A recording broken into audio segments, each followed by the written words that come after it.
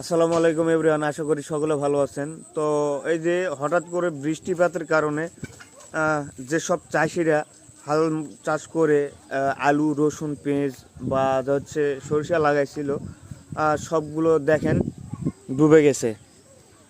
সবগুলো ডুবে একদম নিতল হয়ে গেছে। তো এখন চাষিরা কি করবে বলেন? এত কষ্ট করে মেহনত করে যে এত কিছু লাগানোর পরে এইভাবে সব কিছু শেষ হয়ে যাবে কল্পনাও করেনি। তো আপনাদের কেমন মানে হচ্ছে, বা এই কথাগুলো শোনার পরে কেমন অনুভূতি হচ্ছে একটু কমেন্টে বলবেন। আর আমিও নিজেও এখানে প্রস্তুতি নিয়েছিলাম লাগানোর জন্য। এই যে এটা হচ্ছে আমার জমি, ডুবে গেছে। বর্তমানে এখানে নৌকা আছে।